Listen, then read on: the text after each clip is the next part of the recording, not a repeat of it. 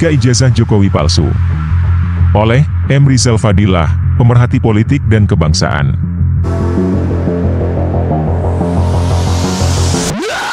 Berandai-andai itu kadang menyenangkan, apalagi jika yang diandaikan itu memungkinkan untuk terjadi, sehingga berubah menjadi prediksi. Di tengah karut-marut penyelenggaraan negara, maka fenomena politik yang muncul dan ramai, patut untuk dianalisis.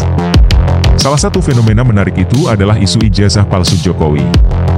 Hingga kini, masalah keaslian ijazah Jokowi ini tidak kunjung terklarifikasi. Jokowi sendiri seperti menutup mata dan telinga atas kepenasaran masyarakat dan rakyat Indonesia. Alih-alih menunjukkan ijazah aslinya, justru orang yang menuduh atau mempermasalahkan, seperti Bambang Tri dan Gus Nur akhirnya masuk penjara.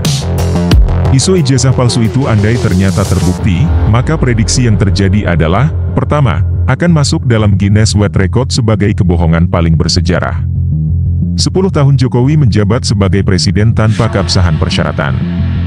KPU tertipu dan penipu cuma bisa tersipu tanpa rasa malu. Bisa dibuat patung The Liar King, Raja Pembohong. Kedua, presiden tidak sah. Berkonsekuensi hukum tidak sahnya para menteri dan pejabat lain yang berbasis surat keputusan presiden. Begitu juga dengan aturan dan kebijakan yang telah diambil Presiden Jokowi, seluruhnya batal demi hukum, Nitek Het van Heeswege. Ketiga, ruang akademis tercemar, khususnya UGM, yang diam dan terkesan membiarkan polemik terjadi. Lembaga yang memiliki otoritas untuk mempublikasikan atau mengklarifikasi, ternyata bersikap abu-abu, bagai tertekan oleh sebuah kekuatan besar. Mempertaruhkan kejujuran akademis. Keempat, segala kontrak dengan asing termasuk investasi IKN, kereta cepat Cina, jaminan APBN, program obor, maupun hutang-hutang luar negeri yang dilakukan oleh presiden ataupun menteri, menjadi masalah hukum dan politik. Rakyat tidak akan mengakui adanya transaksi ilegal tersebut.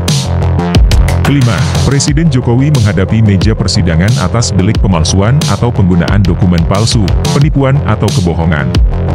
Keonaran sudah dapat dipastikan terjadi, pasca terbongkarnya kepalsuan ijazah tersebut. Dengan gonjang-ganjing soal ijazah, akibat Jokowi tidak mampu menunjukkan ijazah asli, baik perguruan tinggi maupun sekolah menengahnya, maka hal itu sudah dapat diklasifikasikan sebagai perbuatan tercela. Artinya, DPR, MPR sudah dapat menjadikan hal tersebut sebagai alasan hukum untuk proses pemakzulan, sebagaimana diatur dalam Pasal 7 AUD 1945.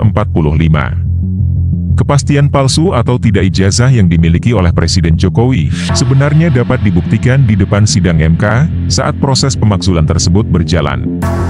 Pembuktian keaslian ijazah yang dikeluarkan oleh lembaga pendidikan terkait, bukanlah hal yang sulit.